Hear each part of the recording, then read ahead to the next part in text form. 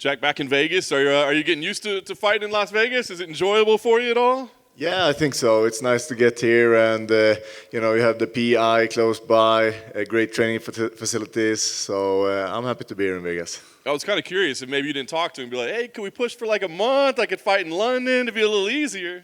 Yeah, right. And especially without a crowd again, it's not the preferred situation, but I'm here and ready to do the job. Very nice. Main event again as well. I mean, do you enjoy it? Do you enjoy being the headliner and the added responsibilities and all that comes with it? Absolutely. I'm super happy to be in this position. I think, you're privileged as a fighter to be headlining a card, and it means that the UFC are appreciating you and see you as one of their main fighters. You don't strike me as a guy that loves to like talk trash or try to sell fights. I mean, does that part of it? Do you feel like, they expect me to do something like that?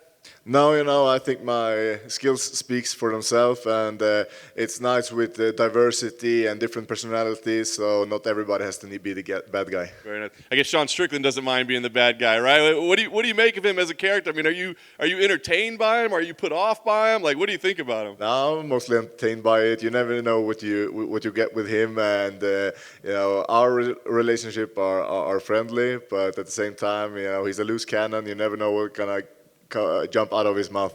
Yeah, exactly. Do you think he'll try to, the face-off, and, do you think he'll try to get to you a little bit, play a little mind games? I don't think so during the face-off, but during the fights, definitely. Very nice. All right, so we know about him as a person. What do you make of his skills? Because he's on a nice run and kind of coming to the top of the division. Yeah, he's a guy who has a great record, and in middleweight, he's undefeated. He looks great win streak. So you got to give it to him. He's a guy that always comes forward, full pressure, and most people seem to have trouble to handle that. Yeah. How about yourself? I mean, what do you feel about your career as of late? You had a couple setbacks, but again, we're talking about the best of the best. So, where do you feel that you're at in your career right now? I feel I am at my peak right now, and I'm just getting better. And as you mentioned, it has been a few up and downs, but the margins for error are so small in this sport, and I just need to put everything together. And when I do that, I know that I can become the best. Are you thinking at all about like where this puts you? I mean, there's kind of the top of the divisions fighting next month. It seems like there'll be some big fights available. Are you thinking about what comes next at all? Yeah, all the time. I'm always trying to find my way up there, and you have a couple of guys that are fighting, and it's gonna be interesting to see how it goes. But I feel with a great win here, I'm putting myself next in line.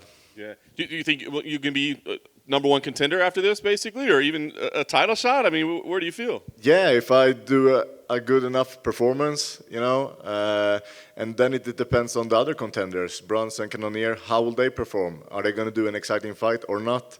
We had a lot of rematches lately. Vittoria against Adesanya, now Whittaker against Adesanya. Do we want to see Bronson against Adesanya? I'm not sure. I think people want to see Jack Hermansson and Adesanya. I like it.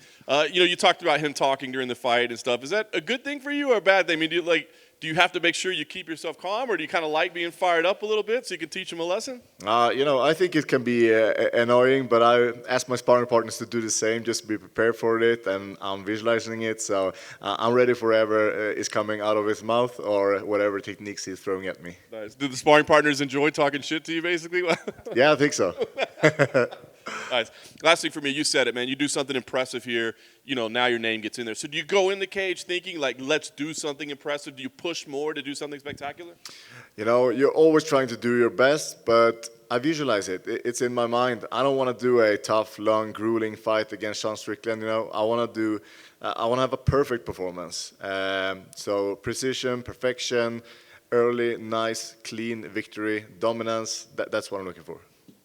Jack, Sean said that you actually happened to see him last night after he'd finished sparring and that he felt he didn't look very threatening. Did you see him and did you think he looked threatening? He didn't look threatening, but I know what skills he possesses and what he's going to bring. And I'm sure I'm not very threatening as well.